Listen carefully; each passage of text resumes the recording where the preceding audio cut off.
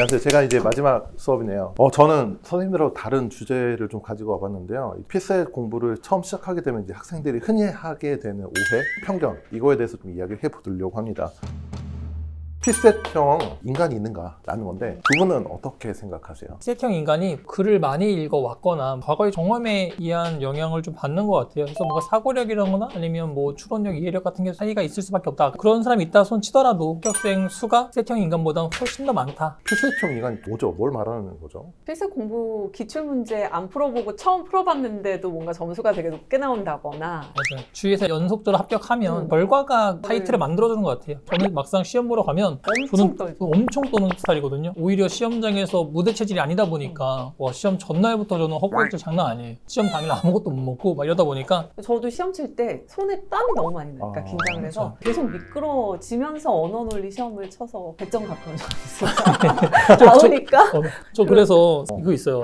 올록볼록한 거 안 그거 그 안 미끄러지지 미끄러지고 말라고 다 한층까지는 아닌데 사인펜에다가 그걸 껴서 여기 하나 올려놓고 왼쪽 주머니도 하나 있고 오른쪽 주머니도 있고 서랍에도 있어요. 그래서 떨어지면 안 죽고 바로 그냥 아무데나 꺼내서 볼 수 있게 저는 그 정도까지 저도 준비를 좀 하는 편인데 필셋형 인간 꿈이 관심사이긴 하나 있을 수는 있을 것 같은데 내가 이 시험에 붙을 수 있을 것인가를 판단하는데 전혀 도움이 되는 생각은 아닌 것 같아요. 혹시 필셋형 인간을 상정해서 미지의 적을 막 만들어서 유니콘인가요? 유니콘? 쟤는 뭐 시험 갈 때 걱정도 없겠지, 쟤는 안 봐도 합격이겠지 뭐 이렇게 생각할 수 있는데 그렇게 생각하는 거 절대 우리 정신 건강에 아까 좋지 비교하지 않고요. 맞아요. 비교하지 말자고. 저 공부했을 때 필셋형 인간이라고 할 수 있는 친구들이 몇 있었거든요. 그 친구는 문제를 풀 때 언어 논리 같은 경우는 신문을 읽듯이 관망하는 자세로 문제를 풀더라고요. 제가 기호화 푸는 걸 보더니 그 친구가 형님 언어 논리 시간인데 왜 그림을 그리시나요? 이런 거예요. 그래서 너는 어떻게 푸는데? 라고 했더니 그 친구가 그건 당연히 이렇게 푸는 거죠. 아니, 그러니까 당연이라는 말이 그냥 입버릇처럼 붙어가지고 네. 당연이란 말을 하더라고요. 그리고 이제 제가 강의한 자료 해석도 그 친구 굉장히 잘했는데 언어 97.5, 자료 100, 상황을 좀 못했어요. 상황 77.5. 나랑 비슷한데? 자료 해석 같은 경우도 그 친구 시험지를 제가 한번 입수한 적이 있었어요. 제가 지금도 사실 갑오처럼 가지고 있는데 시험지 굉장히 깨끗해요. 계산 과정이 하나도 없고 너는 왜 이렇게 풀어? 라고 하면 당연히 이렇게 푸는 게 아니냐. 너 그러면 만약에 이렇게 하다가 이게 안 통해가지고 시험 떨어지면 어떻게 할래? 라고 했더니 그 친구 하는 말이 그럼 뭐 내년에 또 보면 되죠. 그게 좋아요. 맞아요. 절박하지 않아야 실력 발휘거든. 확실하게 우리가 이제 결론 내릴 수 있는 게 필셋형 인간이라는 것은 평범한 사람은 아니다. 저희 모의고사나 이럴 때 시험 감독 해보면 학생들 푸는 자세만 봐도 연차 나와요.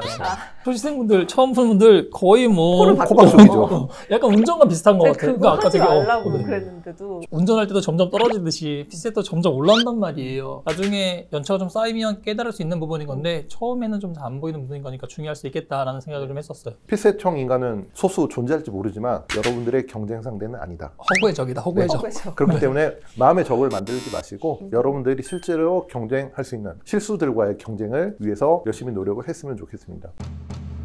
필셋이라는 거 정말 이거 공부해도 오르지 않다던데 라는 괴소문을 듣는 학생들이 있는데 저게 성립했다면 저희가 여기 앉아있어요. 저희가 산 증인이죠. 네. 네. 기출 분석 하실 때 계속 새로운 문제 출제되니까 분석에 대한 의미를 적게 두시는 경우가 많은데 기출 공부를 그냥 기출 문제 푸는 거라고 푸는 거예요. 생각하시죠. 그렇죠. 단순히 맞다 틀렸다 정도의 의미를만 두고 맞았으면 괜찮아 라고 넘어가는 경우 굉장히 많은데 분석이 정말 중요하죠. 그 단계 중에 하나라도 누락되면 결국 점수가 오르지 않게 되는. 강의 여기서부터 여기까지 다 들었는데 맞아요. 점수가 안 오른다. 강의만 들어서 점수 오르면 얼마나 좋겠냐. 자기 몸에 그 방법이 붙지 않으면 절대 시험장에서 발휘가 되지가 않으니까 강의만 들었다고 점수가 나오기를 바라는 거는 그거는 조금 문제인 것 같아요. 그 다음에 이제 제 생각에는 공부량의 문제인 것 같아요. 충분히 하지 않아서 오르지 않다라고 생각할 수도 있고, 두 번째는 방향성이라고 생각이 들거든요. 제 교재 서문에 항상 적혀 있는 말인데 속도가 아니라 방향이다. 그렇죠.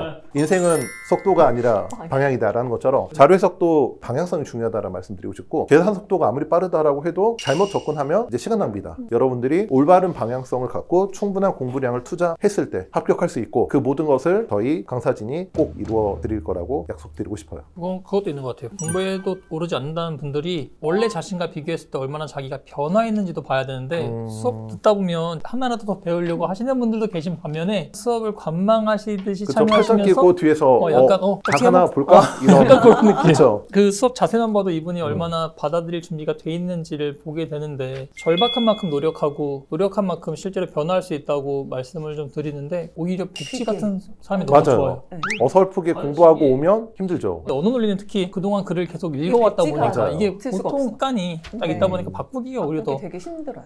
저는 좀 세게 말씀드리고 싶은 게 네. 독학하시는 분들은 정말 장수생의 지름길이 될 수 있다.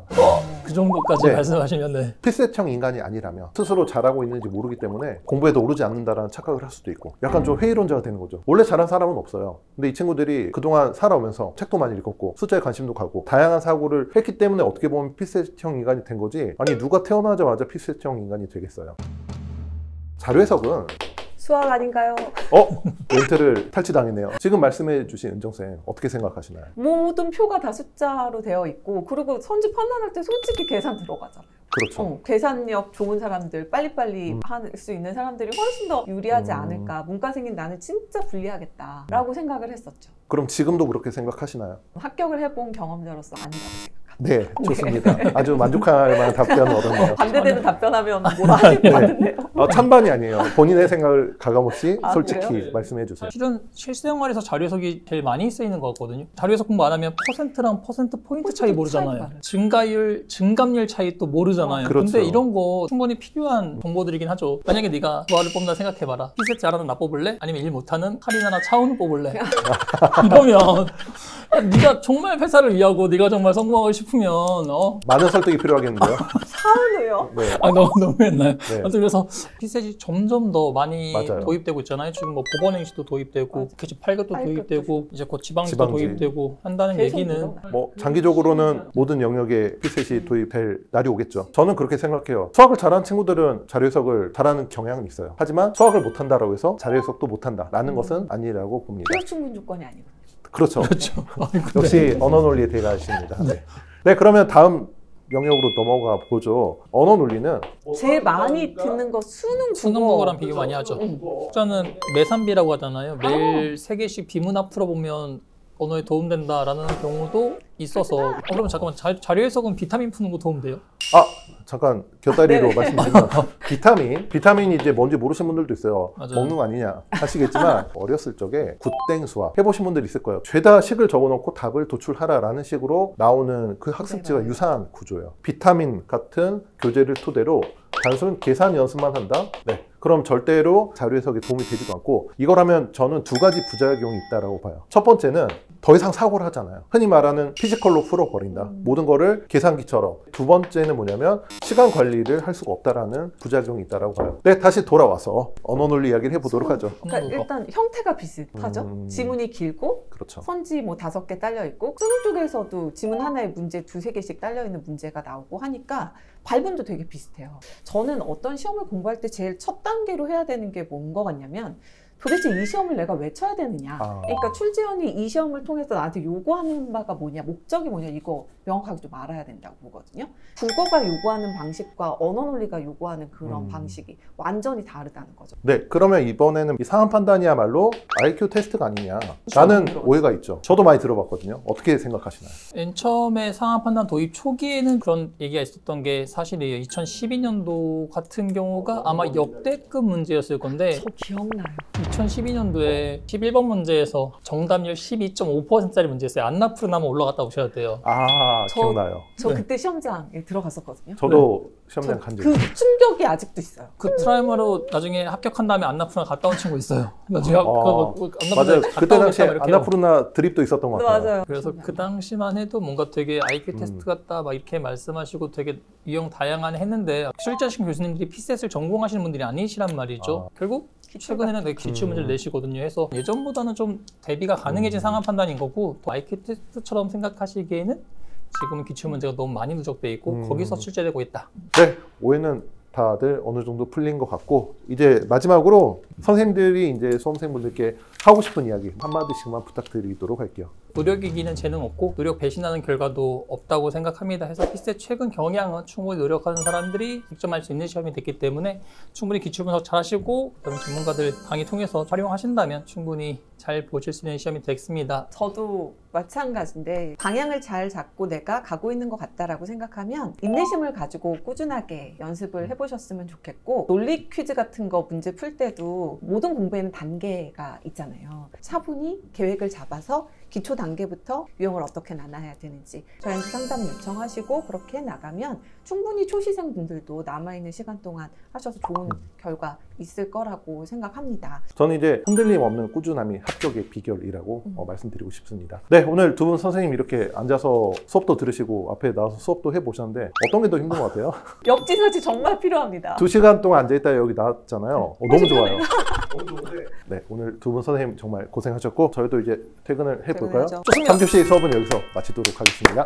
감사합니다. 해커스 피셋 시합격 최단 경로로 안내를 시작합니다.